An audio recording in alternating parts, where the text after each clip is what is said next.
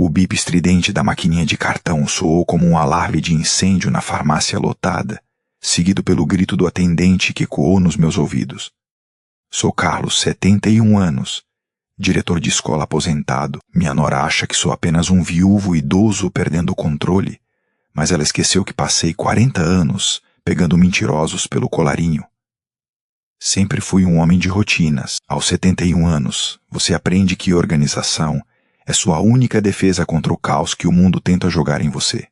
Toda terça-feira é mercado, toda quinta-feira lavo a calçada e todo dia 5 do mês passo na farmácia. Não é que esteja doente. Graças a Deus tenho saúde de touro, mas tenho minha pressão para controlar e as vitaminas que o Dr. Henrique insiste que eu tome para os ossos. Moro no bairro da Vila Mariana há mais de 50 anos. Conheço cada rachadura dessas calçadas, cada vizinho fofoqueiro e cada comerciante. Por isso, entrar na farmácia da esquina sempre pareceu entrar na minha sala de estar. As moças do balcão costumavam sorrir, perguntar sobre minha horta, elogiar meu cabelo que, se me permite dizer, mantenho num tom de prata muito bem cuidado. Mas hoje tinha um cara novo no caixa, um moleque espinhento com cara de quem preferia estar em qualquer lugar do mundo menos ali atendendo velhos.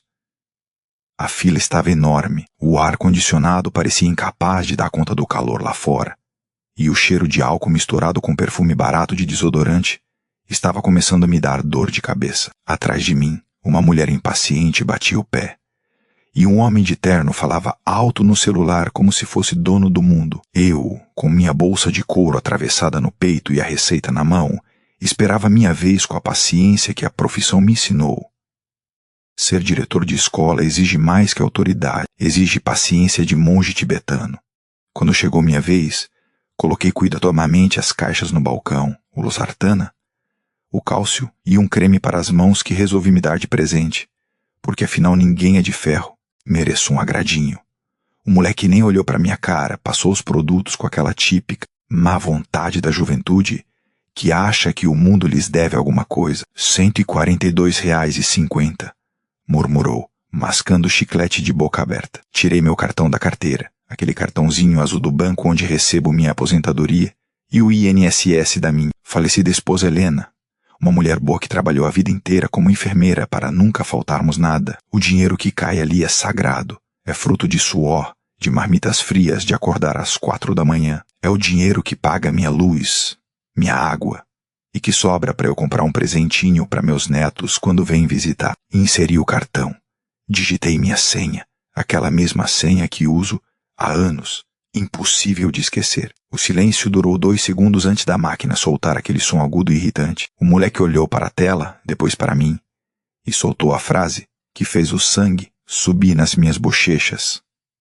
Recusado, vô. Seu cartão tá bloqueado. Ele não disse. Anunciou alto, o suficiente para o homem do celular parar de falar e a mulher impaciente esticar o pescoço. Senti os olhares nas minhas costas como agulhas. Como assim, filho? Perguntei, tentando manter a voz firme, embora minhas mãos começassem a tremer levemente. Tem dinheiro lá. Minha aposentadoria caiu ontem. Tenta de novo. Deve ser a máquina. Ele bufou, revirando os olhos como se eu estivesse pedindo um favor imenso. Inseri o cartão novamente com força excessiva. Digitei a senha ainda mais cuidadosamente, apertando cada tecla como se minha dignidade dependesse disso. Bip, o som de recusa novamente. Vô. Não tem jeito não. Tá dando transação não autorizada. Tem outro cartão ou quer deixar para depois? Tem gente na fila, vô. Odeio quando estranhos me chamam assim. Não sou avô dele, sou seu Carlos. Essa intimidade forçada misturada com desprezo me doeu mais que o cartão recusado. Olhei para trás. O homem de terno olhou, relógio, balançando a cabeça em desaprovação. A mulher atrás de mim soltou um "ai meu Deus" audível. Naquele momento me senti minúsculo. Senti que tinha voltado a ser criança, levando bronca na frente da classe. A vergonha queimava meu rosto. Devem estar pensando, olha lá, o velho gastou tudo e nem lembra. Ou, coitado, deve ter demência. Ninguém ali sabia quem eu era. Ninguém sabia que nunca em 71 anos deixei uma conta atrasar nem um dia, que tenho um caderno onde anoto cada centavo gasto até o dinheiro do pão. Mas o diretor Carlos não se deixa abater facilmente. Respirei fundo, endireitei minha coluna, que a osteoporose insiste em curvar, e abri o zíper interno da bolsa. Ali, num bolso secreto que costurei no forro, eu mesmo guardo minha reserva de emergência. Notas de R$ 50 limpinhas, dobradas cuidadosamente. Não precisa cancelar nada, disse com a voz mais fria que consegui reunir.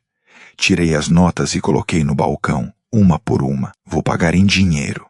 E por favor me dê o recibo. O moleque pareceu acanhado, pegou o dinheiro em silêncio, contou, me deu o troco e o recibo. Peguei minha bolsa, virei as costas para a fila de curiosos e saí da farmácia de cabeça erguida, mas por dentro estava me despedaçando. Se você está gostando dessa história, me faça um favor. Aperte aquele botão de curtir e me conte nos comentários de onde você está assistindo. Seu apoio significa o mundo para este velho diretor.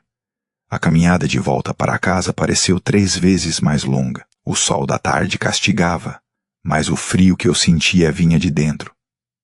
Como meu cartão podia estar bloqueado, não fiz nenhuma compra grande. Não viajei. Não emprestei meu cartão para ninguém. Ninguém pensei. E parei no meio da calçada. Um pensamento horrível. Uma suspeita venenosa começou a brotar na minha mente. Balancei a cabeça tentando afastá-la. Não podia ser. Família é sagrado. Você cria seus filhos pro bem. Acolhe quem eles escolhem casar. Cheguei em casa. Tranquei o portão e fui direto para a cozinha. Coloquei a sacola de remédios na mesa e nem tirei os sapatos. Precisava chegar ao fundo disso agora mesmo. Peguei meu telefone fixo. Gosto dele. As teclas são grandes e o som é claro. E disquei para o banco. O atendimento eletrônico é um teste de paciência para qualquer cristão. Aperte 1 para isso, aperte 2 para aquilo. Passei minutos ouvindo aquela música de espera insuportável, enquanto meu coração batia irregular no peito. Finalmente uma voz humana atendeu. Boa tarde. Aqui é o Rodrigo. Com quem falo? Carlos Silva. Quero saber por que meu cartão foi recusado na farmácia. Tenho saldo, rapaz.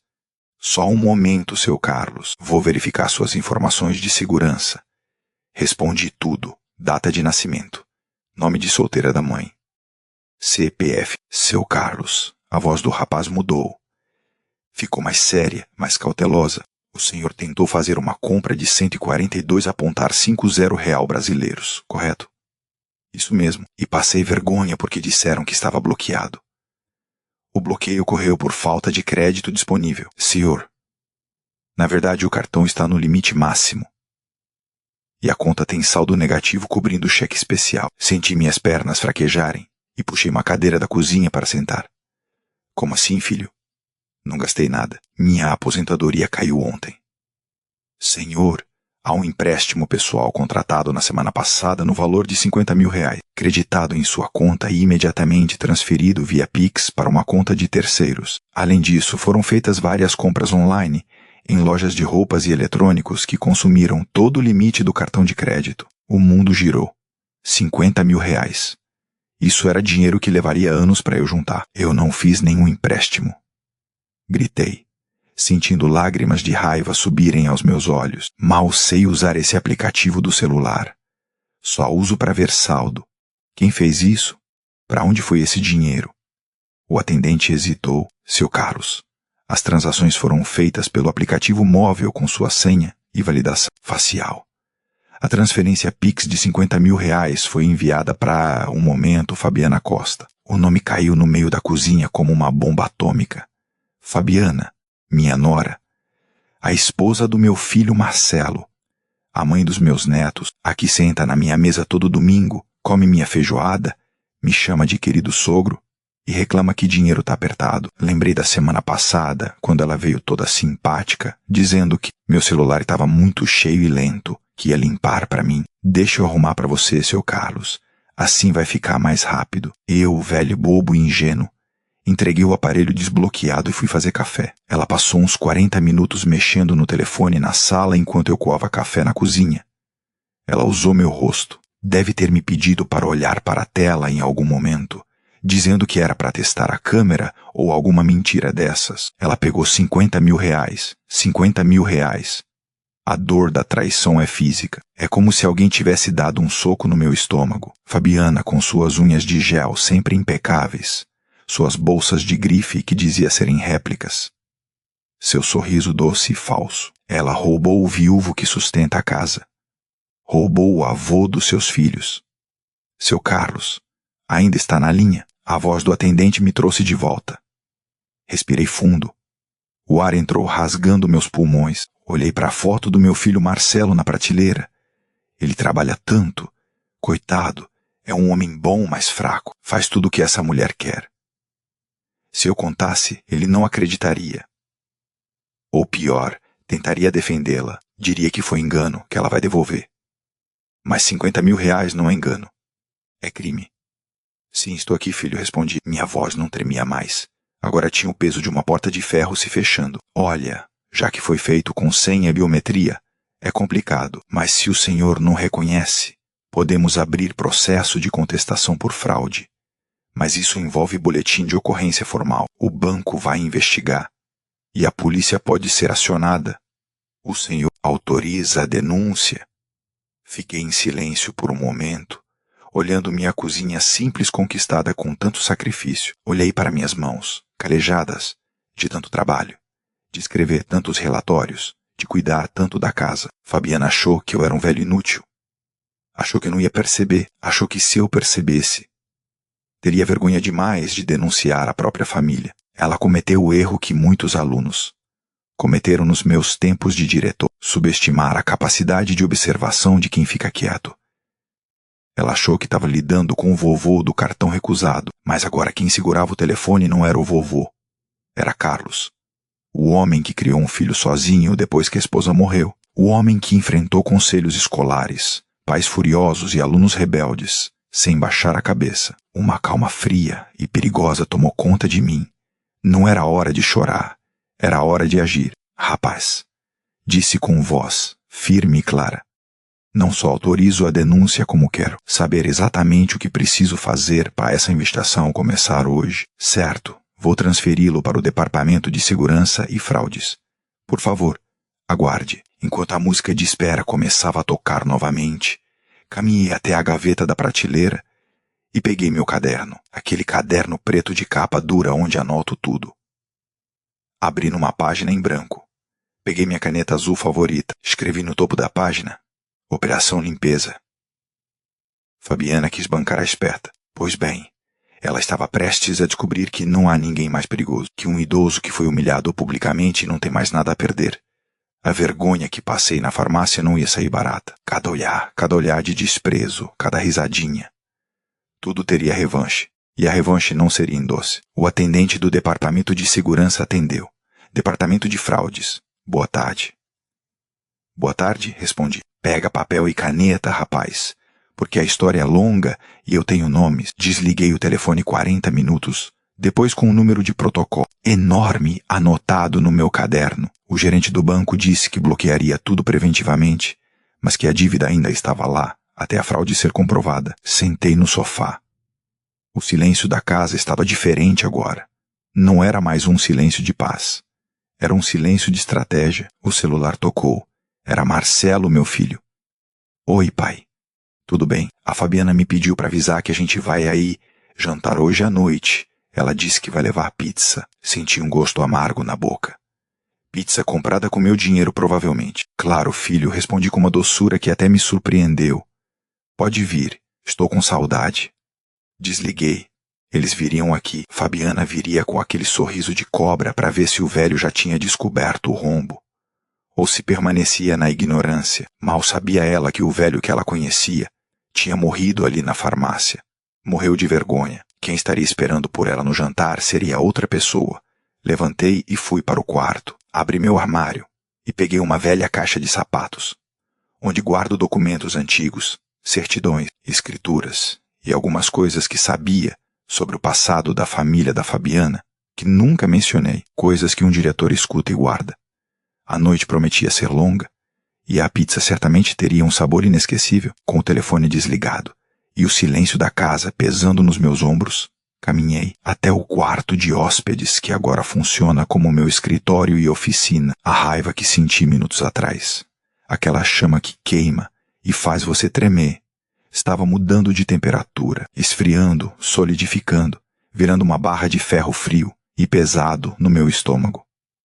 Eu precisava desse frio. Calor faz você agir por impulso. E impulso é coisa de amador. Frieza é ferramenta de estrategista. Sentei na minha cadeira de madeira, aquela que sempre range quando me acomodo, e coloquei a velha caixa de sapatos na mesa. Dentro dela, o cheiro de papel guardado e naftalina subiu às minhas narinas. Não eram só papéis aqui. Era a história documentada da minha vida e das vidas de quem me cerca. Minha falecida Helena costumava rir do meu hábito de guardar tudo. Carlos, por que guardar conta de luz de 1998? Ela perguntava, eu respondia. Porque memória falha. Helena, mas papel canta. E rapaz, como cantava. Comecei a revirar os envelopes pardo, escritura da casa, certidões de nascimento, atestado de óbito da Helena, recibos de pagamento do INSS, tudo em ordem cronológica, mas o que eu procurava estava lá no fundo num envelope azul que havia separado uns 3 anos atrás. Abri o envelope. Havia uma notificação de cobrança de uma loja de departamento de luxo, Renner, endereçada a Fabiana Costa, mas que o carteiro, por acaso divino ou incompetência, tinha deixado na minha caixa de correio porque o número da casa dela é parecido com o meu. Na época, a dívida era de 5 mil reais. Eu, na minha ingenuidade de sogro que quer paz, entreguei a carta lacrada. Ela ficou pálida, disse que era engano, que já tinha pago. Fingi acreditar, mas antes de entregar, anotei as informações da empresa de cobrança no meu caderno preto. Fabiana sempre gostou de viver um degrau acima do que suas pernas podiam alcançar. Bolsas caras, sapatos que custam uma semana de salário, festas de aniversário para os meninos que parecem casamentos. Meu filho Marcelo, cego de amor e cansado do trabalho, achava que ela fazia mágica com orçamento. Eu sabia que mágica não existe. O que existe é dívida. Peguei meu caderno preto. Aquele caderno era meu verdadeiro tesouro. Nele eu tinha nomes. Em 40 anos de escola pública, milhares de crianças passaram diante de mim. Vi os bagunceiros, os estudiosos, os mentirosos e os justos. E uma coisa que aprendi é que você nunca perde contato com os bons meninos que ajudou a endireitar. Folheei as páginas até a letra M. Marcos Mendes, hoje. Advogado Marcos Mendes, respeitado advogado criminalista da cidade, mas eu me lembro dele como Marcos da 8ª série, que peguei roubando merenda para levar para os irmãos em casa. Em vez de suspender, arranjei cestas básicas para a família e fiz ele prometer que estudaria para nunca mais precisar tirar nada de ninguém. Ele cumpriu a promessa. Olhei para o relógio. Eram quase 6 da tarde. Será que ele me atenderia? Disquei o número que tinha anotado no último Natal, quando ele me mandou um cartão. Tocou 2 vezes. Escritório Mendes Advocacia. Boa noite. Boa noite, querida. Gostaria de falar com o advogado Mendes. Diga a ele que é o seu Carlos, o diretor. Houve silêncio do outro lado, seguido de uma breve música de espera. Segundos depois, uma voz quente e grave encheu o telefone. Seu Silva, que honra. Aconteceu alguma coisa? O senhor está bem? Estou vivo, Marcos, o que já é lucro nessa altura do campeonato. Mas preciso de sua orientação sobre algo sério. Sigilo absoluto para você. Paro tudo do tribunal. Pode falar. Contei a história, contei sobre a farmácia. A vergonha. O voo recusado. O empréstimo. O Pix para Fabiana. Falei com a precisão de quem relata um incidente no livro de ocorrências. Sem choro, só fatos. Ouvi o suspiro dele do outro lado da linha. Seu Carlos, isso é fraude, estelionato e exploração financeira de idoso. As leis de proteção ao idoso são muito rígidas quanto a isso, a pena é pesada. Mas o senhor tem certeza que quer seguir esse caminho? Ela é a esposa do Marcelo. Ela roubou 50 mil reais de mim, Marcos. Me humilhou e pior, usou minha confiança e meu rosto para fazer isso. Se eu não fizer nada, amanhã ela volta para pegar minha casa. Quero saber isso. Como pego ela de um jeito que ela não possa negar? Porque se eu acusar agora, ela vai dizer que eu dei o dinheiro, que estou senil, que esqueci. O senhor é brilhante como sempre. Ele disse, precisa de confissão ou prova material que não foi o senhor quem fez a transação. O banco já tem um registro de IP e dispositivo. Podemos conseguir isso judicialmente, mas uma confissão gravada, isso fecharia o caixão. Gravação funciona? Funciona. Se você, uma das partes na conversa, é prova admissível. Olhei para a prateleira, meu velho gravador de fita cassete, que usava para gravar reuniões de professores, não funcionava mais. Mas meu celular, o mesmo que ela usou para me roubar, tinha um gravador de voz que meu neto Pedrinho me ensinou a usar para gravar receitas de bolo. Obrigado, Marcos. Vou conseguir essa prova. E depois eu precisar que você entre com a ação. Quero meu dinheiro de volta, cada centavo, e quero que ela pague pelo que fez. Conte comigo, seu Carlos. O senhor me salvou uma vez. É hora de retribuir o favor. Desliguei o telefone sentindo uma força nova correndo pelas minhas veias. Não era só raiva. Era poder. Por anos, desde que me aposentei, fui encolhendo. Fui aceitando o papel de coadjuvante na minha própria vida. Aceitei ser o vovô que faz biscoitos, que cuida dos netos quando os pais querem sair, que dá dinheiro escondido. Aceitei ser chamado de velho nas ruas, ser ignorado em filas, ter as pessoas achando que minha opinião não importava porque não sabia o que era TikTok. Fui ao espelho do armário. Olhei meu reflexo, cabelo branco, rugas ao redor dos olhos e da boca, pele meio solta no pescoço. Era isso que Fabiana via, uma carcaça velha, uma conta bancária ambulante com data de validade expirando. Ela olhou para mim e viu fragilidade, viu presa fácil. Mas ela esqueceu de olhar nos meus olhos. Aproximei meu rosto do espelho. Meus olhos eram os mesmos, castanhos, escuros, atentos. Os mesmos olhos que viam alunos esconderem facas nas mochilas. Os mesmos olhos que viam pais mentirem sobre roxos nos filhos. Os mesmos olhos que seguravam o olhar de bandidos tentando pular o muro da escola. A mente por trás desses olhos não estava velha. Estava afiada como navalha que ficou guardada na gaveta, mas nunca perdeu o fio. Você não é vítima, Carlos. Sussurrei para mim mesmo. Você é a autoridade máxima dessa casa. Fui para a cozinha. Logo eles chegariam com a pizza. Precisava preparar o cenário. Comecei arrumando a mesa. Não a mesa de todo dia com jogos americanos de plástico. Coloquei a toalha de linho branca que ganhei de presente de casamento, aquela que só sai da gaveta no Natal. Tirei a louça do armário, com o acabamento dourado, polida, brilhando. Coloquei os talheres de prata que herdei da minha mãe. Por que todo esse luxo para uma pizza de terça-feira? Porque cenário é tudo. Queria criar contraste. Queria que Fabiana entrasse aqui e visse a dignidade que tentou roubar. Queria que ela se sentisse pequena diante da minha elegância. E, principalmente, queria confundi-la. Um criminoso, quando se sente seguro demais, relaxa. Mas quando o ambiente muda, fica tenso. E gente tensa fala demais. Enquanto arrumava os guardanapos, minha mente trabalhava no roteiro da noite. Não podia perguntar diretamente: por que você me roubou? Ela negaria. Tinha que ser sutil. Tinha que ser o bobo que ela achava que eu era. Lembrei de um ditado que meu pai costumava dizer: dê corda suficiente e o tolo se enforca sozinho. Peguei meu celular. Testei o gravador de voz. Funcionou perfeitamente. Limpei a memória para ter bastante espaço. Decidi onde colocaria o aparelho. Se ficasse na mesa, chamaria atenção. Se ficasse no bolso, o som ficaria abafado. Olhei para o centro de mesa, um arranjo muito bonito de flores artificiais que tinha feito. Havia espaço entre as folhas e o vaso. Encaixei o telefone ali com o microfone virado para cima, camuflado por uma folha de samambaia de plástico. Fiz um teste. Falei da cadeira onde Fabiana costumava sentar, testando 1, 2, 3. Fabiana é uma ladra. Escutei a gravação. Cristalino. Sorri. Um sorriso que não chegou aos olhos. Era o sorriso de um predador. A campainha tocou. Meu coração pulou, mas logo voltou ao ritmo. Respirei fundo 3 vezes.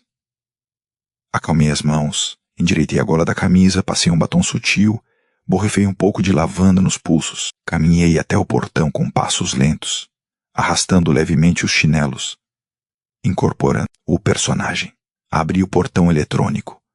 O carro do meu filho entrou na garagem. Um carro bom, financiado em 60 vezes, tenho certeza. Marcelo desceu primeiro com a caixa de pizza na mão e aquele sorriso cansado de sempre. Oi, pai. A bênção. Deus te abençoe, meu filho. E então ela desceu. Fabiana estava usando um vestido novo, estampado, tecido fino. Nos pés, sandálias que nunca tinha visto. No ombro, uma bolsa bege com uma fivela dourada enorme.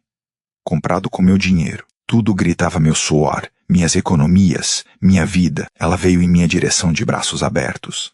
aquele perfume doce e enjoativo, invadindo meu nariz antes mesmo de chegar perto. Seu Carlos estava com saudade. Trouxemos pizza, 4 queijos que o senhor gosta. Ela me abraçou. Senti o corpo dela rígido. O abraço não era genuíno. Era um abraço de quem verifica se a bomba já explodiu. Oi, querida, respondi, e me surpreendi com a naturalidade da minha própria voz. Que bom que vieram. Estava mesmo precisando de companhia. Hoje foi um dia agitado. Senti ela congelar por 1 milissegundo. Ela se afastou e olhou meu rosto, procurando algum sinal de raiva, choro ou acusação, mas eu ofereci a ela apenas a máscara serena de Carlos, o viúvo aposentado. Agitado, ela perguntou, tentando soar casual, enquanto ajustava a alça da bolsa nova. Aconteceu alguma coisa? Sorri, abrindo a porta da sala para eles entrarem. Ah, coisas de velho, Fabiana. Memória falhando, cartões que não passam, confusão. Mas vamos entrar. A mesa já está arrumada. Ela trocou um olhar rápido com Marcelo. Um olhar de alívio misturado com dúvida. Ela mordeu a isca, achou que eu tinha aceitado a falha do cartão como meu erro, ou do banco, sem investigar a fundo. Achou que eu estava confuso. Entramos na sala. Quando ela viu a mesa posta com a toalha de linho e os talheres de prata, seus olhos se arregalaram. Nossa, seu Carlos, o que é tudo isso? É só uma pizza? É pela minha família. O melhor, disse, puxando a cadeira para ela, a cadeira que ficava exatamente de frente para o arranjo de flores. Senta, vou pegar o suco. Fui para a cozinha buscar a jarra. Minhas mãos não tremiam mais. Me sentia como nos meus melhores dias de diretor, quando sabia exatamente quem tinha jogado o rojão no banheiro e só estava esperando o momento certo para fazer o culpado confessar, enquanto enchia os copos.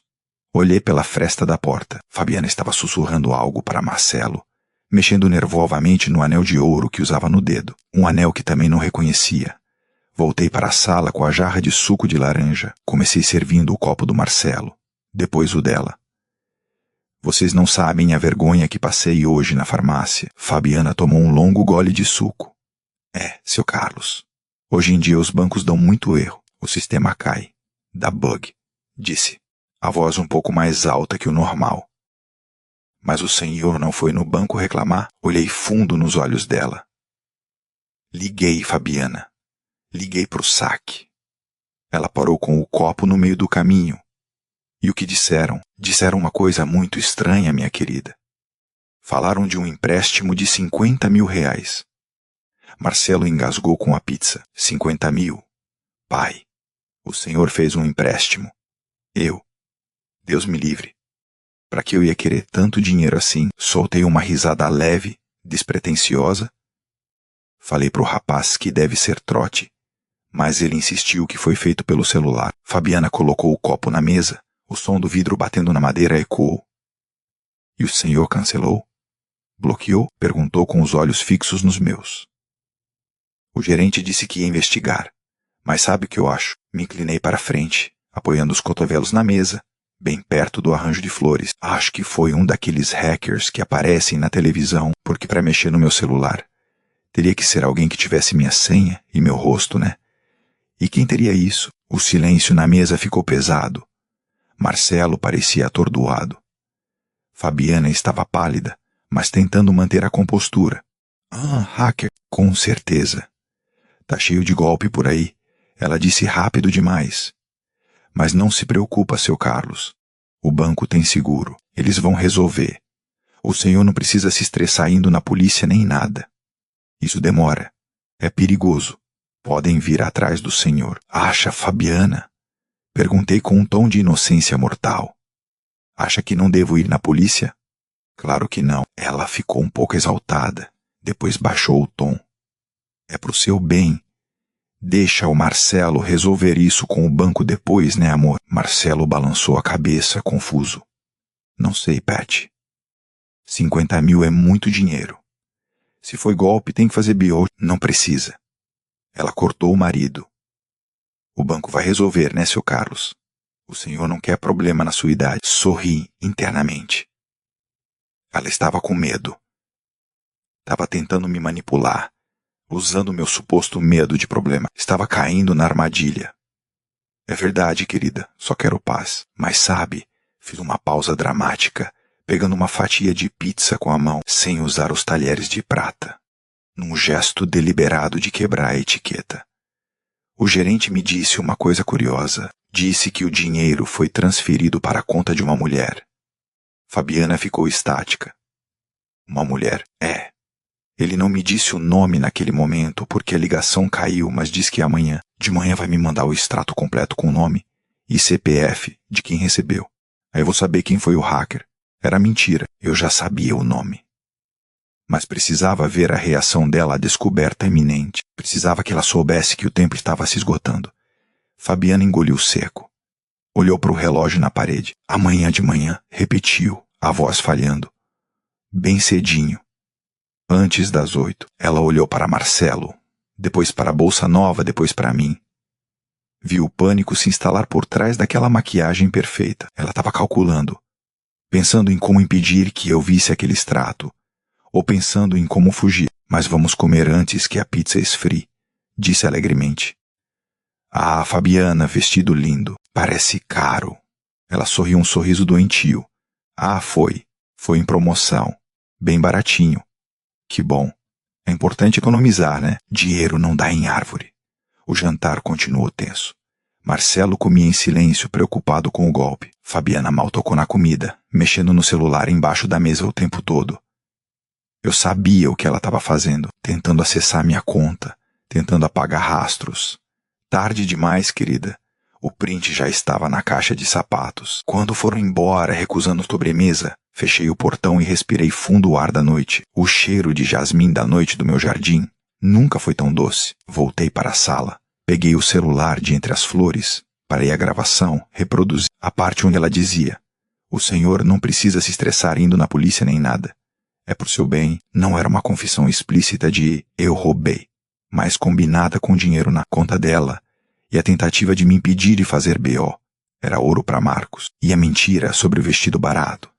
Quando o extrato mostrava compras em lojas de grife, tudo se encaixava. Lavei a louça, cantarolando um velho hino de igreja. Sequei cada prato, cada talher.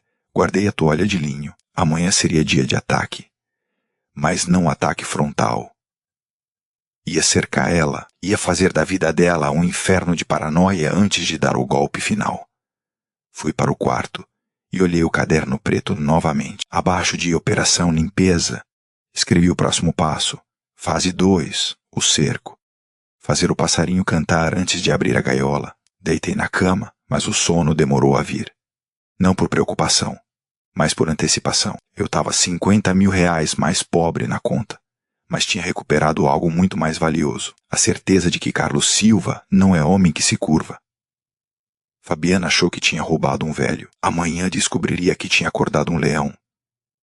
E o leão estava com fome. Gente, antes de continuar, quero compartilhar uma coisa com vocês. Se essas histórias estão ressoando em você, se você está encontrando sabedoria nas experiências de um velho diretor, convido você a se tornar membro do canal. Membros recebem histórias exclusivas, lições mais profundas, experiências não contadas dos meus 40 anos na educação. E sim, mais histórias sobre se levantar quando o mundo tenta te derrubar. É só clicar naquele botão de inscrever-se. Isso ajuda a manter essas histórias chegando.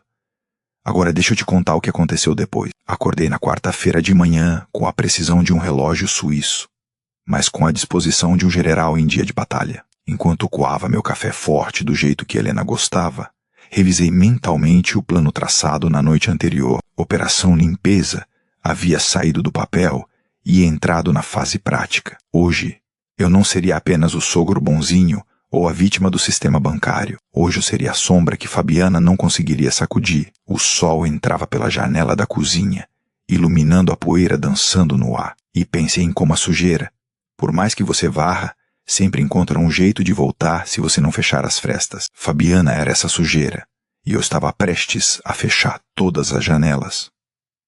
Liguei para Marcelo às 7:30 da manhã, um horário que sabia que ele estaria saindo para o trabalho e ela estaria acordando, com aquele típico mau humor matinal de quem tem consciência pesada. Bom dia, filho, disse com voz engasgada, fingindo tremenda preocupação. Bom dia, pai. Aconteceu alguma coisa? O senhor parece nervoso. É essa coisa do banco, Marcelo. Não consegui dormir direito. Decidi que não vou esperar o banco resolver. Vou agora mesmo na delegacia de crimes cibernéticos. Lembra do Zé Jorge, aquele menino gordinho que sentava na frente? Virou delegado lá. Vou pedir para ele rastrear esse hacker até o inferno. Ouvi um barulho do outro lado da linha, como se algo tivesse caído. Provavelmente o celular da Fabiana, que devia estar ouvindo a conversa no viva voz, como sempre faz para controlar a vida do marido. Delegacia, pai. A voz do Marcelo saltou. Mas a Patty disse que era perigoso. Perigoso é deixar um criminoso solto gastando meu dinheiro, filho. Zé Jorge vai rastrear o celular de todo mundo que acessou a conta.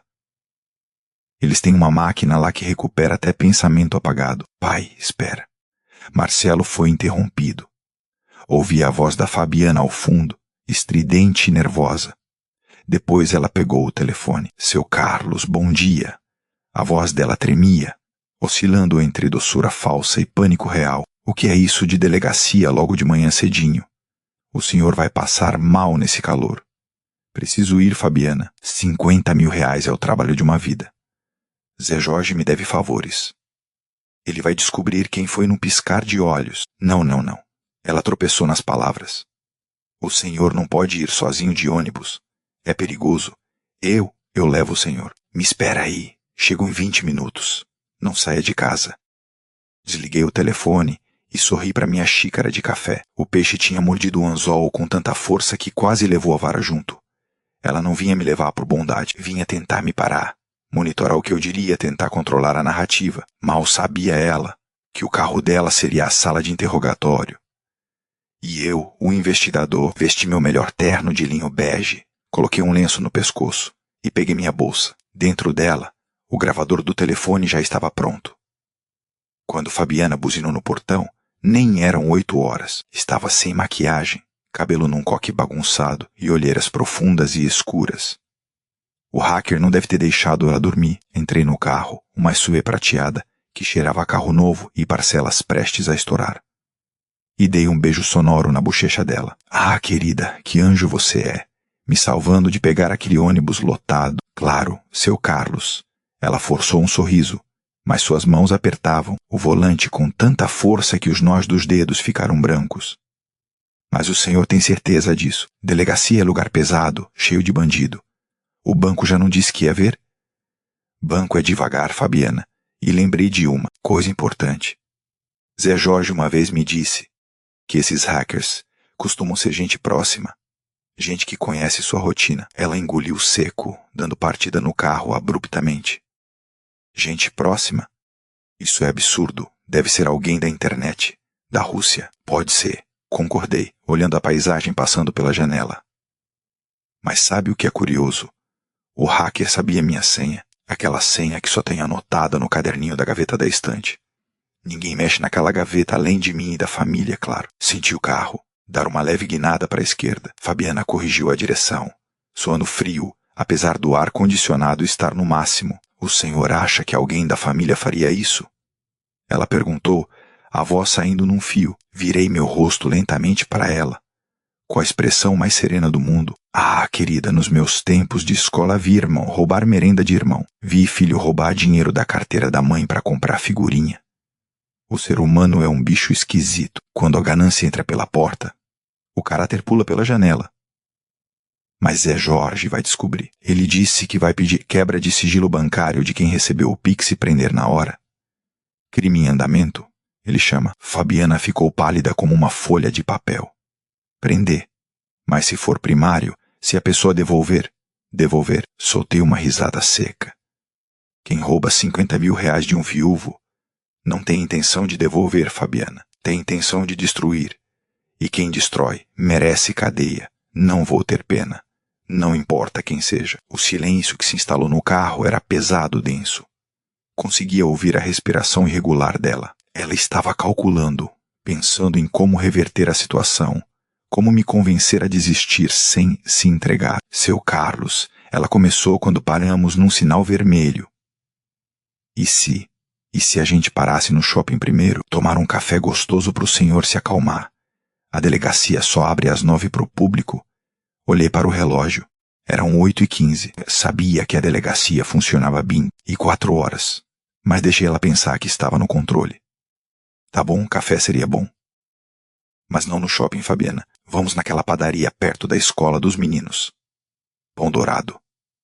Ela suspirou aliviada, pensando que tinha comprado tempo. Virou o carro na direção oposta da delegacia. O que ela não sabia era que Pão Dourado ficava exatamente em frente à agência do meu banco e que eu tinha marcado com o gerente às 8h30 para pegar os extratos detalhados, aqueles que mostram não só o valor, mas a localização exata das compras no cartão de crédito. Estacionamos. Quando descemos, apontei para o banco do outro lado da rua. Olha só. O banco já tem a porta lateral aberta. Vou aproveitar e pular lá rapidinho só para pegar o extrato impresso para o delegado.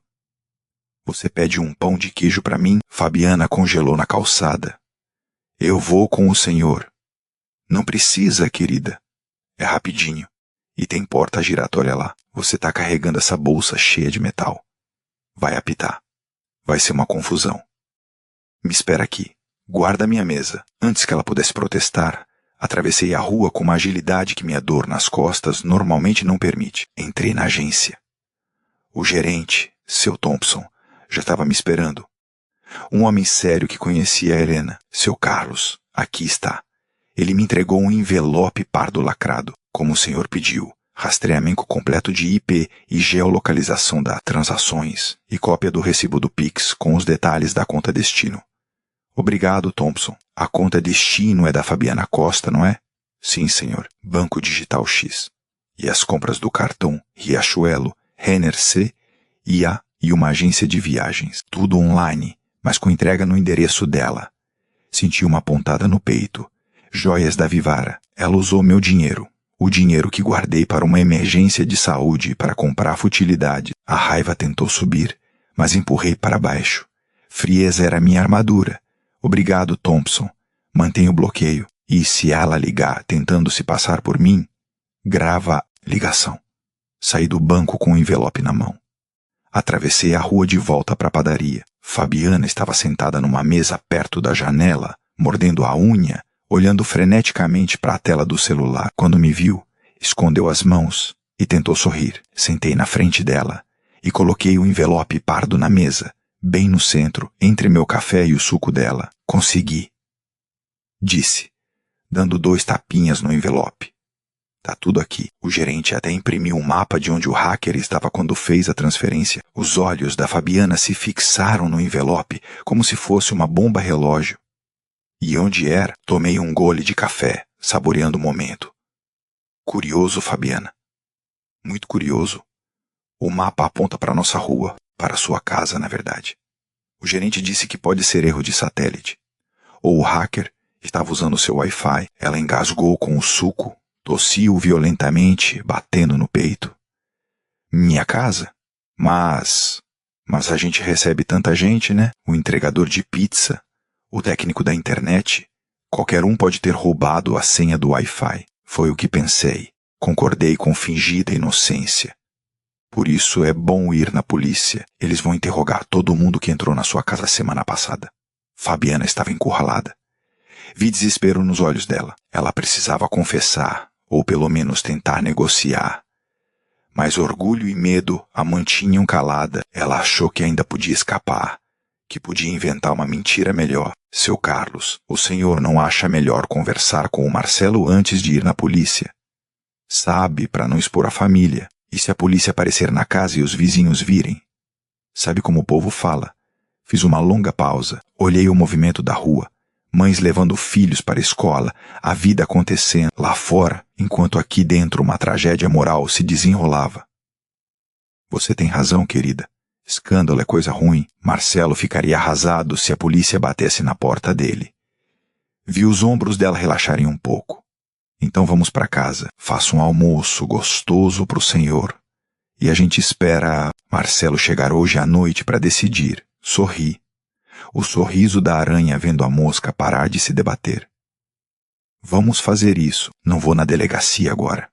Mas preciso parar em algum lugar antes de ir para casa. No escritório do advogado Mendes. Advogado Mendes? O criminalista?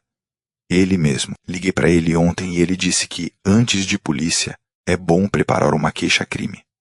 Ele quer ver esses papéis. Apontei para o envelope.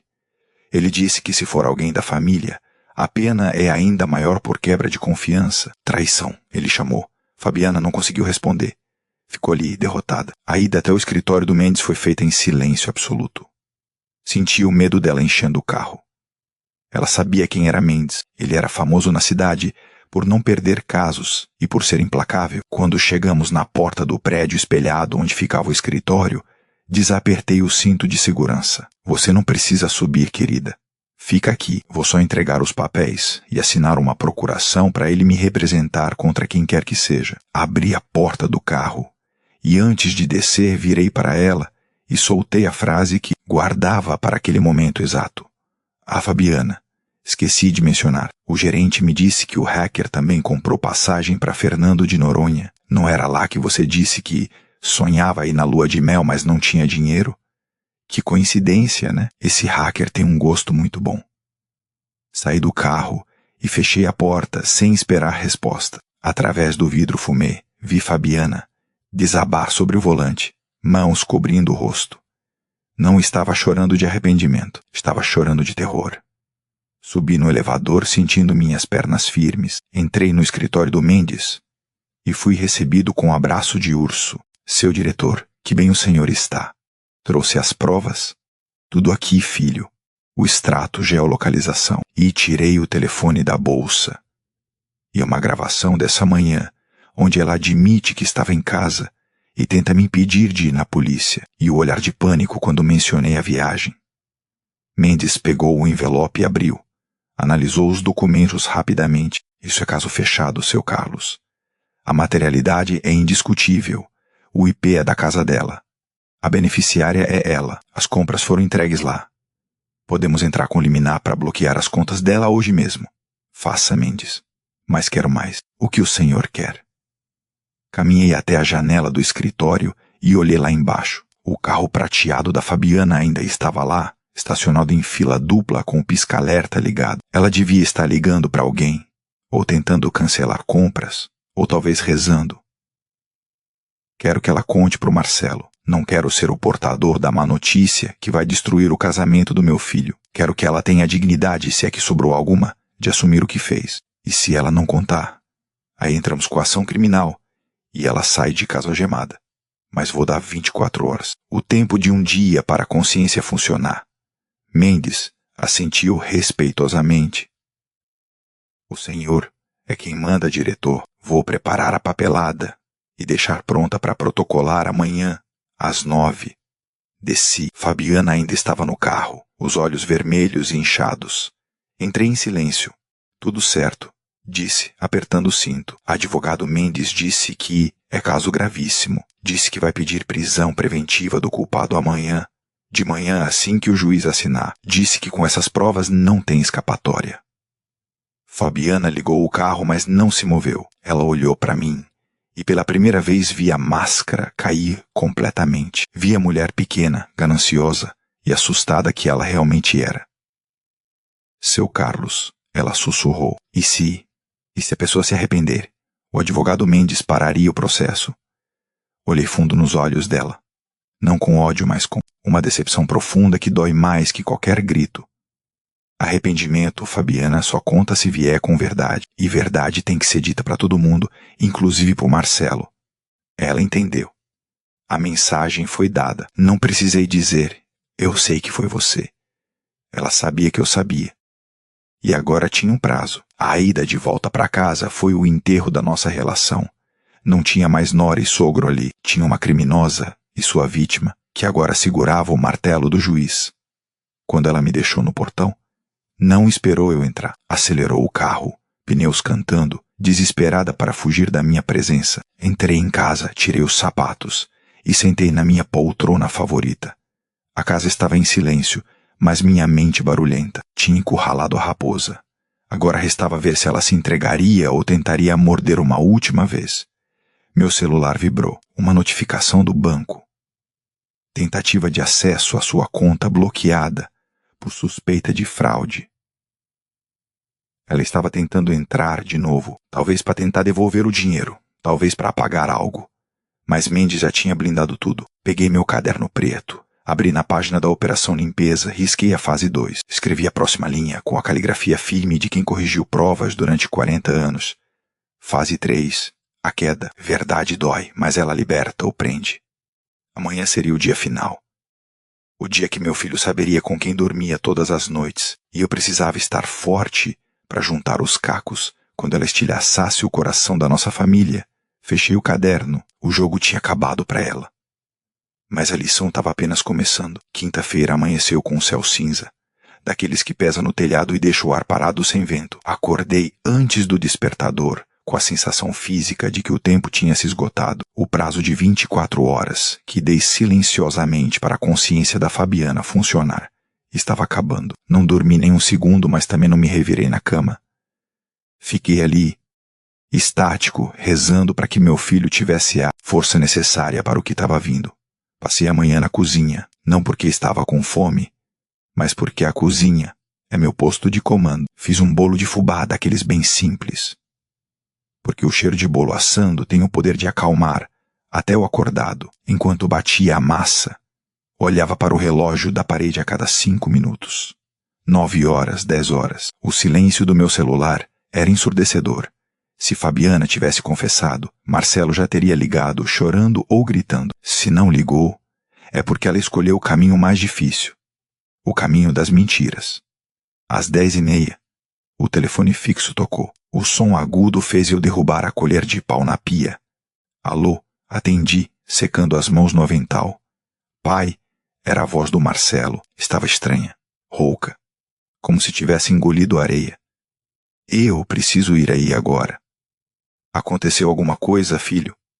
A Fabiana. Ele hesitou e ouvi um soluço abafado do outro lado. Ela me contou uma história, pai. Diz que o senhor está confuso, que está inventando coisas sobre o banco porque tem medo de dizer que gastou o dinheiro. Ela está chorando muito aqui, dizendo que o senhor ameaçou ela. Senti o sangue ferver, subindo quente pelo pescoço, mas respirei fundo. A audácia daquela mulher não tinha limites. Ela não só não confessou, como tentou inverter o roteiro. Tentou usar a carta da velhice contra mim. Tentou me pintar como o velho senil que perde o juízo. Vem aqui, Marcelo disse, minha voz dura como aço. E traz ela. Se ela não quer vir, diga que ou ela vem, ou eu vou aí com a polícia. A escolha é dela. Desliguei antes que ele pudesse argumentar. Voltei para a mesa da cozinha. O bolo estava no forno, cheirando a conforto, mas o clima na casa era de tribunal. Fui para o quarto e peguei o envelope pardo, que o advogado Mendes tinha preparado junto com meu caderno preto e o celular. Coloquei tudo na mesa da sala, ao lado do vaso de flores, onde havia escondido o aparelho na noite da pizza. Sentei na minha poltrona e esperei. Não demorou 20 minutos para ouvir o carro do Marcelo freando brusco na frente do portão. Espiei pela cortina. Ele desceu do carro com a cara transtornada, vermelha. Fabiana desceu do lado do passageiro, arrastada, com óculos escuros enormes cobrindo o rosto e um lenço de papel na mão, fazendo uma cena digna de novela. Abri a porta antes que pudessem tocar a campainha. Entra, ordenei. Não dei a bênção, não ofereci café, não sorri. Eu era o diretor Carlos agora, e eles estavam no gabinete. Marcelo entrou primeiro, ombros caídos, olhos perdidos entre raiva e dúvida. Fabiana veio atrás, fungando alto, encolhendo como se eu fosse bater nela. Pai, pelo amor de Deus, o que está acontecendo? Marcelo explodiu assim que fechou a porta. A Paty disse que o senhor ligou para ela ontem falando besteira, ameaçando prender ela, falando de viagens. Ela disse que o senhor gastou o dinheiro em apostas online ou golpes de WhatsApp, e agora quer culpar ela porque está com vergonha. Olhei para Fabiana. Ela não conseguia me encarar. Se escondia atrás dos óculos escuros, agarrada no braço do marido como carrapato. É verdade, Fabiana? Perguntei calmamente. Foi isso que eu fiz. Ela soltou um gemido choroso e apertou o braço do Marcelo com mais força. Amor, vamos embora. Ela não está bem. Olha os olhos dela. Ela precisa de médico, não de briga. Ela sussurrou alto, o suficiente para eu ouvir. Marcelo me olhou com os olhos cheios de lágrimas. Pai, se o senhor gastou, tudo bem. A gente dá um jeito. Faz parcelamento, vende o carro. Mas o senhor não precisa inventar que foi a Fabiana. Ela cuida de tudo pra gente. Ela te ama. Aquilo foi a gota d'água. Ouvi meu filho, um homem de 40 anos, trabalhador, honesto, se oferecendo para vender o próprio carro para pagar o roubo da mulher que estava enganando ele e partiu meu coração. Mas também me deu a certeza de que a cirurgia precisava ser feita agora. E sem anestesia. Senta, Marcelo, apontei para o sofá. Você também, Fabiana. Tira esses óculos. Quero ver seus olhos. Não vou sentar. Fabiana gritou, tentando puxar Marcelo para a porta. Ela tá louca. Vamos sair daqui. Caminhei até a porta. Tranquei com a chave e coloquei a chave dentro da camisa. Ninguém sai daqui até a verdade ser posta nessa mesa. A autoridade na minha voz fez a sala vibrar. Marcelo, condicionado por anos de criação debaixo do meu teto, instintivamente obedeceu e sentou. Fabiana, vendo que não havia saída física, desabou na outra ponta do sofá, tremendo. Caminhei até a mesinha de centro, peguei um envelope pardo. Marcelo, filho, você sabe que fui diretor por 40 anos, sabe que nunca acusei um aluno sem ter prova em mãos. Você realmente acha, no fundo do seu coração, que sou um velho mentiroso e senil? Ele me olhou, depois olhou para a esposa. A dúvida corroía o rosto dele. Eu não sei o que pensar, pai. São 50 mil reais. É muito dinheiro, é muito dinheiro. Concordei. Dinheiro suficiente para destruir uma vida, ou para tentar comprar uma vida que não nos pertence.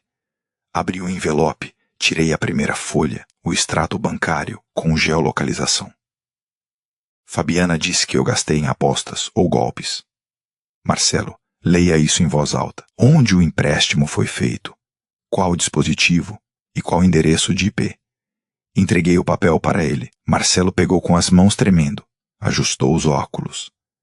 Dispositivo, iPhone 13 Pro Max. Ele leu, franzindo a testa. IP localizado na Rua das Magnólias, 145. Ele parou, levantou os olhos do papel pálido. Rua das Magnólias é nossa casa. O iPhone 13 é seu telefone, Fabiana. Fabiana começou a chorar mais alto, choro histérico. Hackearam meu telefone também. É vírus. O técnico disse que clonaram tudo. Silêncio. Minha voz cortou como um chicote. Continua lendo, Marcelo. Segunda página. O destino do Pix. Marcelo virou a página. Transferência imediata para Fabiana Costa, Banco Digital X. Ele olhou para a esposa, a boca aberta em choque. Fabi, o dinheiro está na sua conta. Não, ela gritou, tirando os óculos e revelando olhos inchados e maquiagem borrada. Eu não sei de nada. Depositaram lá para me incriminar. É a armação dela. Essa velha sempre me odiou. Armação? Ri sem nenhum humor.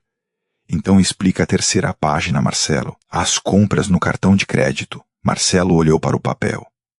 Vivara. Renner. CVC Turismo.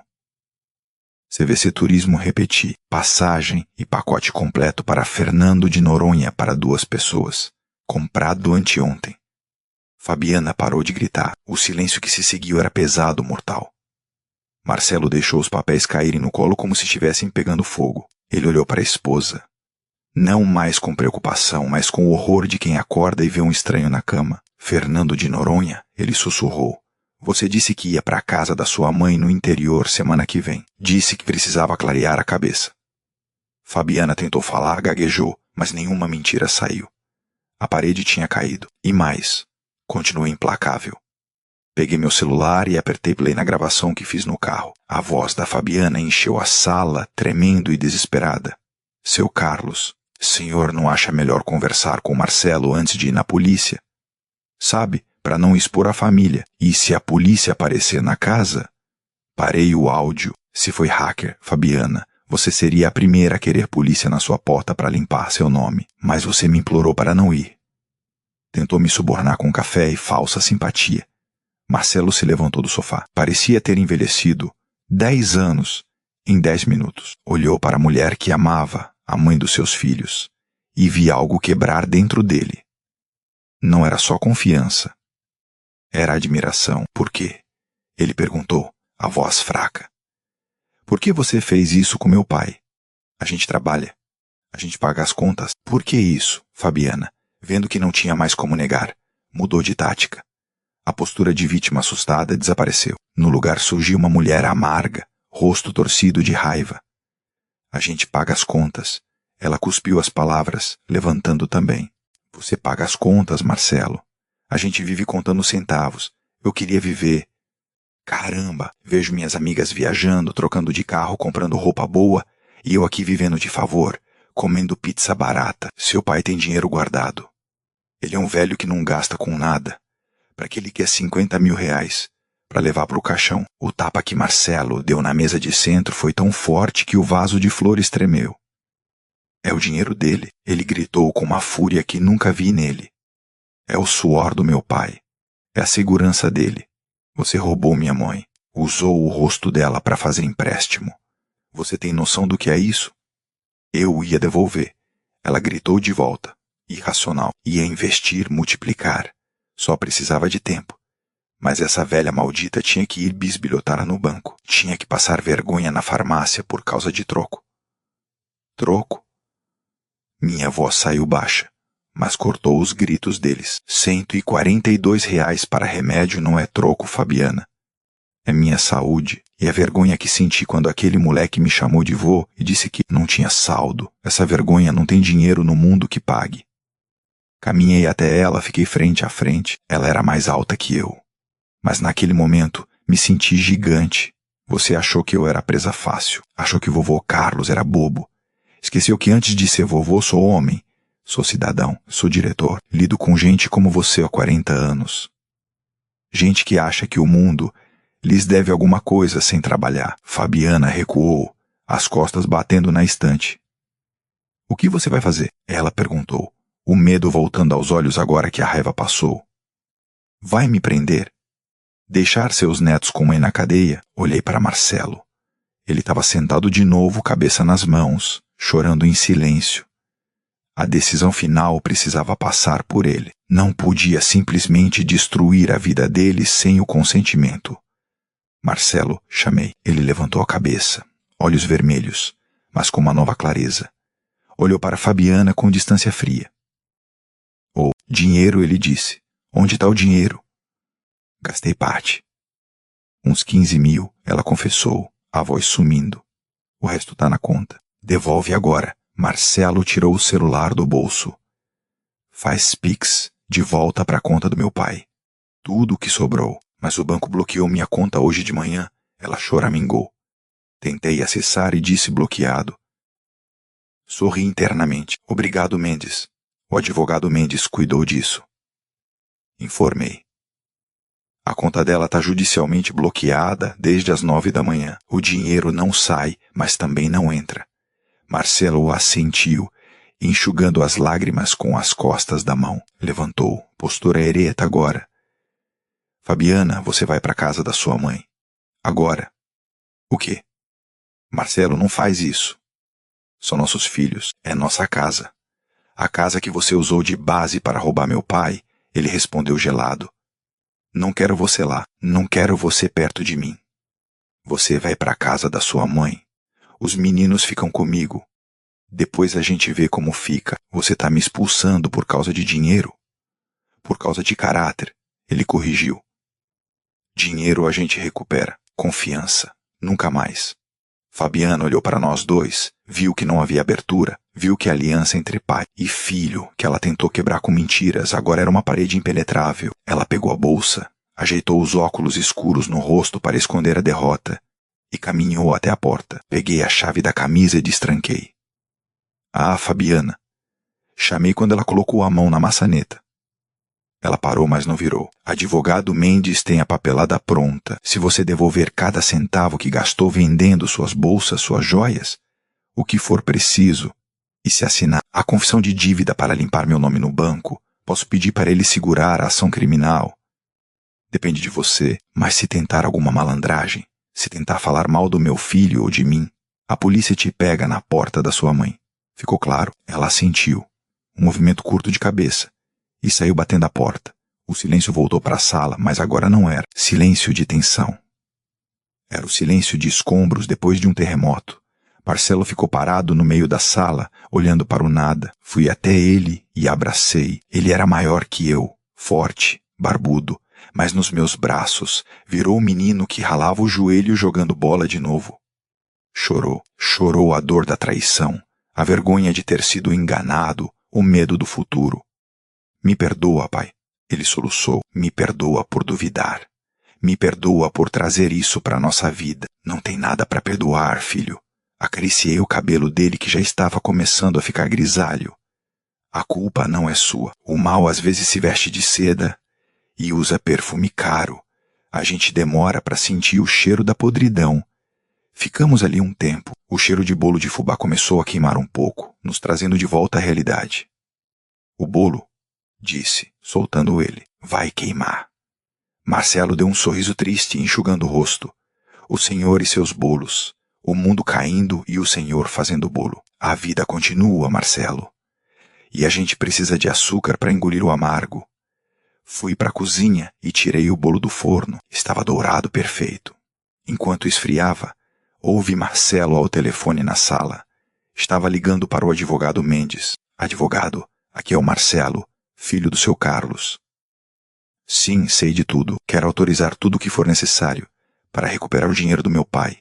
Sim, o que custar. E advogado, vou precisar de indicação de advogado para divórcio também. Sorri, olhando pela janela da cozinha para meu jardim. As flores estavam lindas apesar de tudo.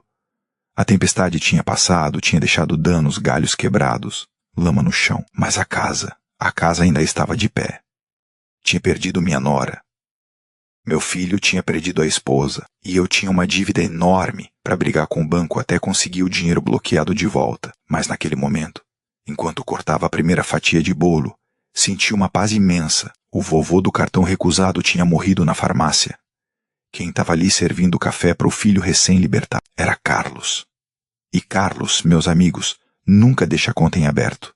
3 meses depois, 3 meses se passaram desde aquele domingo fatídico do bolo de fubá e da expulsão da Fabiana. Hoje, atravessando a porta giratória do banco, o ar-condicionado gelado não me causou arrepios de medo, mas sim uma sensação fresca de vitória. Não entrei como o vovô que pede ajuda para usar o caixa eletrônico. Entrei acompanhado pelo advogado Mendes, com a coluna reta de quem sabe exatamente seu valor. Seu Thompson, o gerente, imediatamente se levantou da cadeira, almofadada assim que nos viu. Não teve música de espera, não teve senha de atendimento, não teve... Por favor, aguarde um momento. Tinha café fresco na mesa de reuniões e um documento de 5 páginas esperando minha assinatura. O acordo era claro e definitivo. O banco reconhecia a falha grosseira de segurança. Afinal, como o sistema permite um empréstimo desse tamanho feito de um telefone diferente, com localização suspeita, para uma conta recém-aberta, sem ninguém ligar para o titular da conta de 71 anos, o advogado Mendes foi brilhante. Argumentou que a tecnologia não pode servir de escudo para a negligência com idosos. O resultado estava ali. Impresso em letras pretas no papel branco, cancelamento completo da dívida de R$50 mil, limpeza imediata do meu nome nos órgãos de proteção ao crédito e o mais satisfatório de tudo, R$20 mil de indenização por danos morais pela humilhação que sofri na farmácia e pelo sofrimento causado. Assinei meu nome completo, Carlos José Silva, com aquela caneta pesada e chique que o gerente me ofereceu. Minha caligrafia saiu firme, sem tremer. Está satisfeito, seu Carlos? Perguntou seu Thompson com um sorriso nervoso. Ficaria satisfeito se nada disso tivesse acontecido, filho. Mas vamos dizer que estamos quites agora e espero que seu sistema aprenda a diferenciar entre fraude e um aposentado comprando remédio. Saímos do banco com o cheque do acordo na minha bolsa. Mendes queria me levar para almoçar para comemorar, mas disse que tinha um compromisso mais importante primeiro. Precisava fechar um ciclo. Fabiana não foi presa. Mantive minha palavra e ela incrivelmente manteve a dela. O medo da cadeia operou milagres na consciência daquela mulher. Ela vendeu o carro, as bolsas de grife, as joias e até o celular do último modelo. Devolveu cada centavo dos 15 mil que tinha estourado. O resto que estava bloqueado voltou para o banco. Hoje, ela mora com a mãe, uma mulher muito religiosa e rígida que vive no interior de Minas Gerais. Marcelo me contou que a vida dela virou de cabeça para baixo. sem o status de esposa de classe média, sem cartão de crédito do marido e vigiada pela mãe 24 horas por dia, Fabiana conheceu o que é vida real, conseguiu emprego numa loja de calçados no centro da cidade, trabalhando por comissão. Dizem que trabalho dignifica o homem, e espero que dignifique a mulher também. Ela vê as crianças em semanas alternadas, sob supervisão do Marcelo. Meus netos, Pedrinho e Júlia, sentiram falta da mãe no começo, claro. Mas criança é sábia. Eles sentiam a tensão na casa antes, os gritos abafados, a falsidade no ar. Agora a casa do meu filho tem paz, e paz é o melhor adubo para a criança crescer. Semana passada, esbarrei com Fabiana, por acaso na saída da escola das crianças. Ela estava mais magra, sem maquiagem, usando jeans simples e camiseta. Quando me viu, abaixou a cabeça envergonhada. Eu podia ter virado o rosto, podia ter soltado uma frase venenosa, mas o diretor Carlos sabe que o maior castigo é a própria consciência. Boa tarde, Fabiana disse. Ela levantou os olhos, surpresa. Boa tarde, seu Carlos. Espero que esteja se cuidando.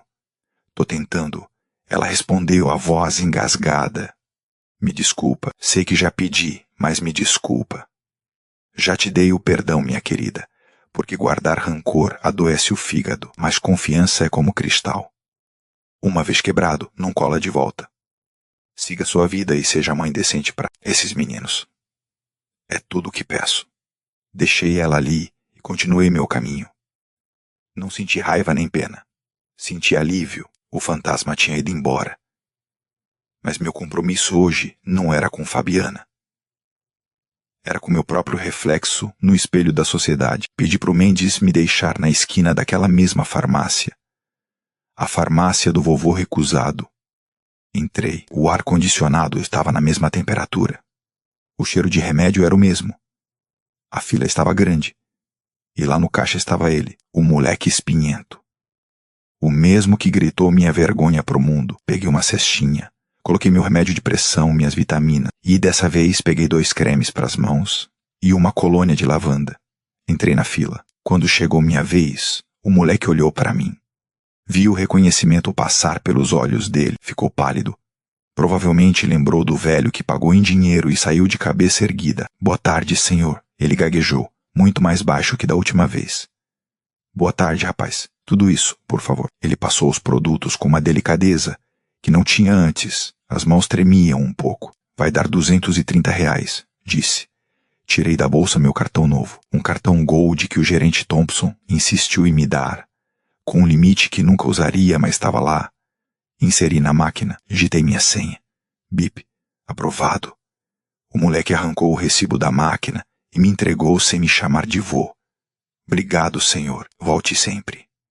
Segurei a sacola, mas não saí imediatamente. Olhei nos olhos dele, aqueles olhos jovens e cansados, e vi que ele esperava uma bronca. Talvez esperasse que eu dissesse, tá vendo, eu tenho dinheiro, mas sorri. Um sorriso de professor vendo um aluno aprender a lição. Filho, disse num tom que fez a fila atrás de mim prestar atenção.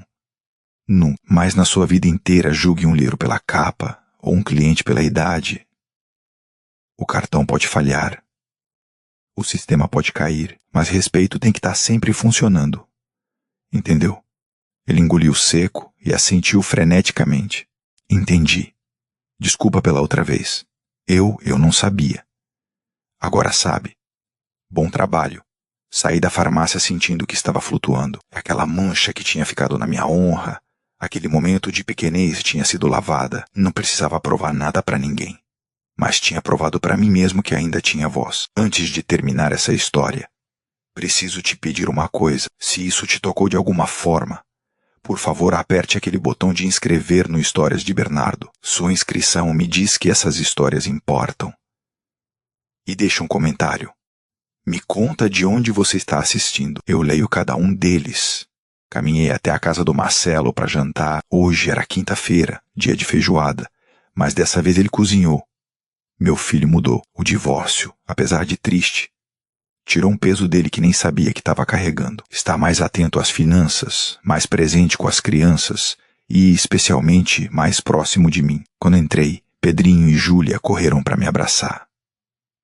Vovô Carlos, Pai fez feijoada, mas queimou o feijão, beijando as testas deles. Sem problema, vovô arruma. Sentei à mesa. Marcelo serviu o suco e me olhou com admiração. Pai, Mendes me ligou. Disse que o dinheiro do acordo já caiu na sua conta.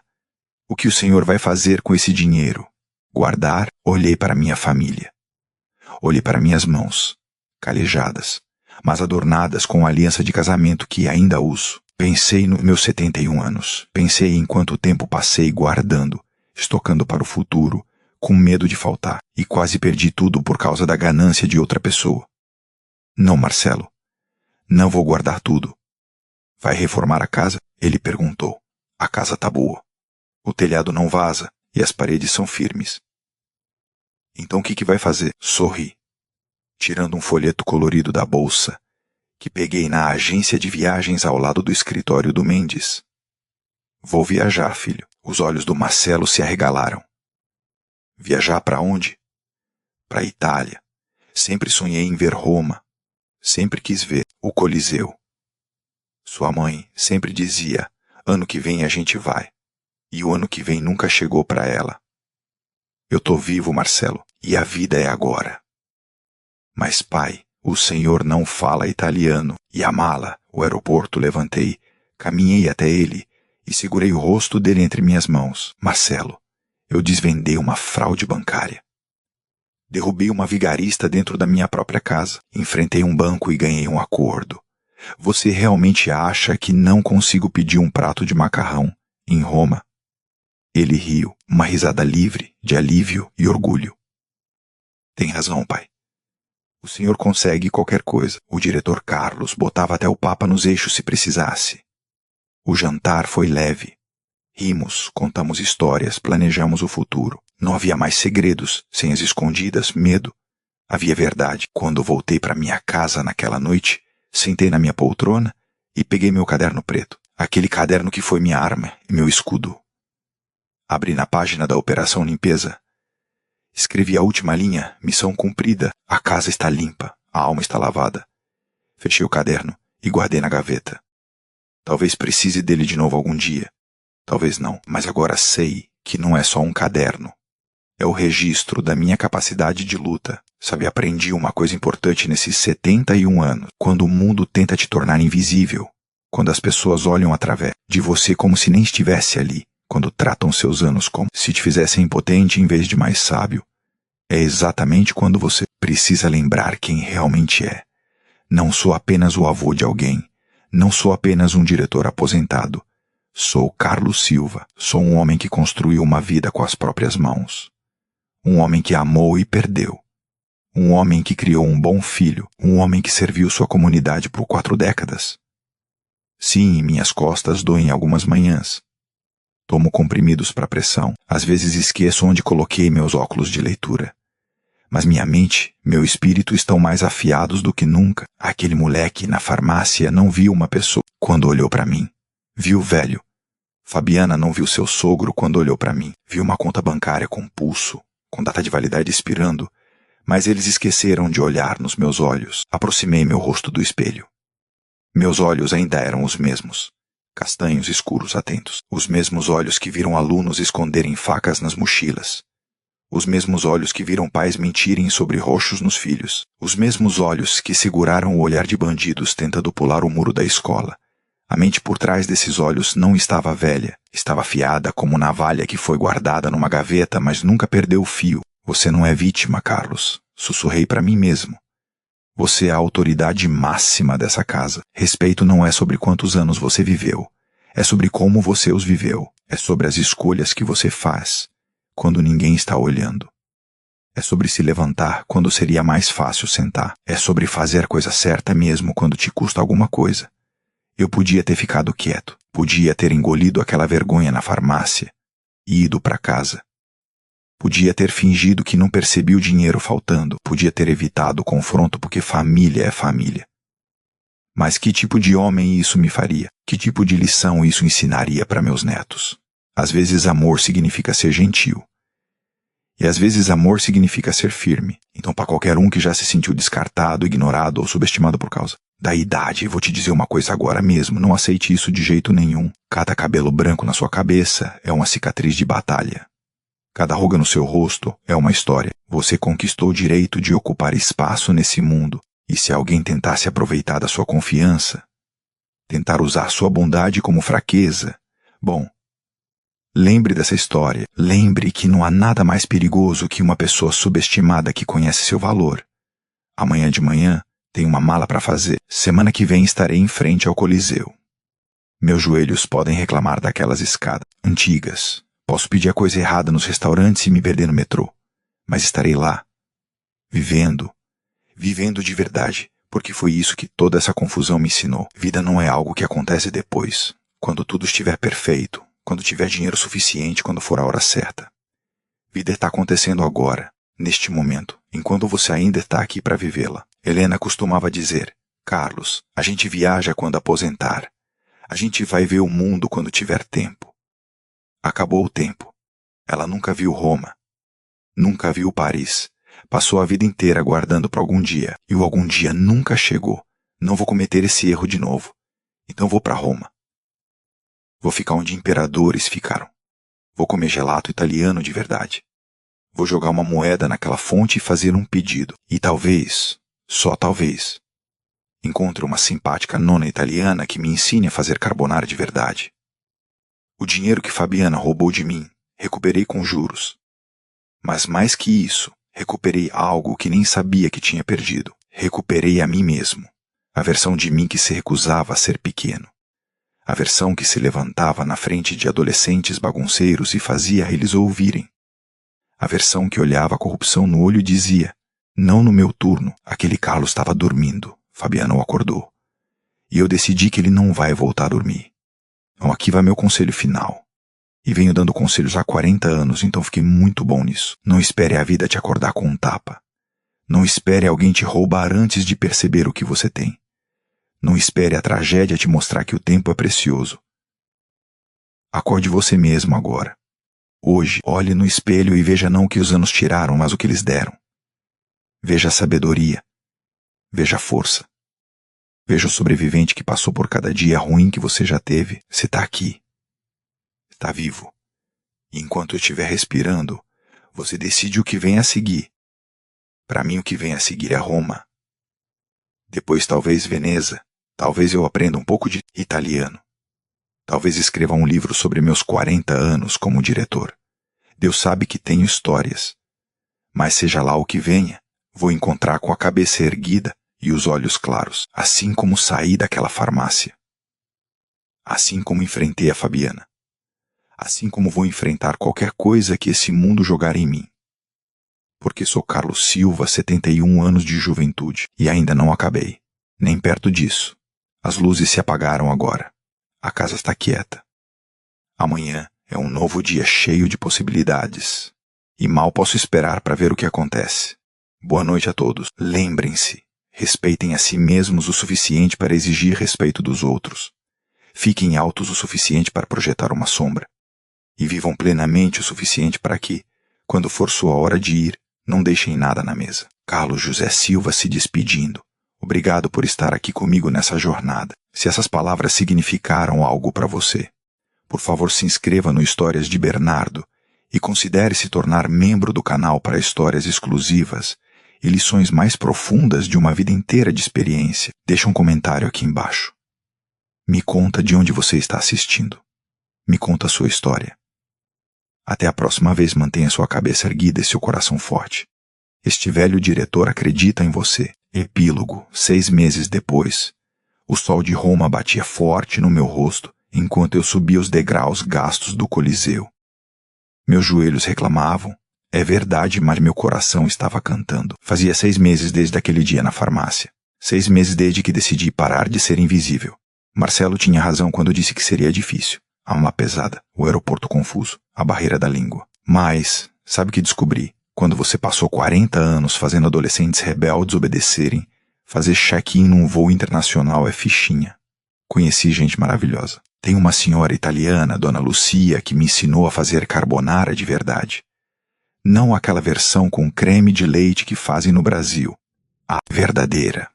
Só com ovos, queijo pecorino e muita paciência. Ela me lembrou a Helena, o jeito de franzir a testa quando concentrada. O sorriso quando a receita dava certo. Carlos. Ela me disse na última vez que jantamos juntos. Você é prova de que a vida começa quando você decide que começa. E ela estava certa. Tirei uma foto no topo do Coliseu. Enviei para o Marcelo. Ele respondeu com uma foto dos meninos segurando um cartaz. Estamos orgulhosos de você, vovô. Guardei o celular no bolso e respirei fundo o ar de Roma. Cheirava a história, a café forte, a possibilidade. Uma família brasileira me reconheceu. Haviam visto minha história no YouTube no Histórias de Bernardo. Senhor Carlos, a mulher perguntou timidamente. É o senhor mesmo? A história do cartão recusado? Sorri. Sou eu mesmo. Meu pai tem 68 anos. Ela disse, os olhos marejados. Depois que viu sua história, ele voltou a estudar, terminou o ensino médio, que tinha deixado para trás. Disse que se o seu Carlos pode enfrentar um banco e viajar para Roma, ele pode terminar os estudos. Meu peito inchou de orgulho, não por mim, mas pela corrente de coragem que uma história pode criar. Diga a seu pai, respondi. Segurando a mão dela, que nunca é tarde. Nunca, quando eles foram embora, fiquei ali parado olhando para aquelas ruínas antigas. O Coliseu tinha 2000 anos, tinha sobrevivido a terremotos, incêndios, saques. E ainda estava de pé. Assim como eu, a Fabiana tentou me derrubar, a farmácia tentou me humilhar. O banco tentou me ignorar. Mas Carlos Silva não cai fácil. Desci as escadas devagar, saboreando cada passo. Tinha um restaurante pequeno perto da Fontana de Trevi, onde Dona Lucia me esperava para o almoço. No caminho, passei por um banco italiano. Sorri ao lembrar daquele dia terrível na farmácia, aquele bip da máquina recusando o meu cartão. Hoje, aquele som não me assombrava mais, me fortalecia, porque ele me ensinou que valor não está no saldo bancário. Está na capacidade de se levantar quando te derrubam. Joguei uma moeda na Fontana de Trevi, como todo turista faz.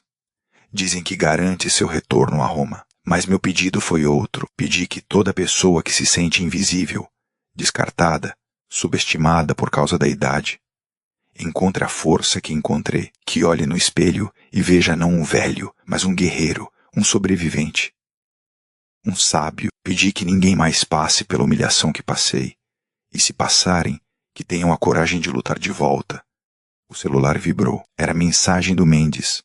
Seu Carlos, processo contra Fabiana oficialmente arquivado. Ela cumpriu todas as condições do acordo. Dívida quitada. Nome limpo. O senhor é livre. Livre. Que palavra bonita. Sempre fui livre, na verdade.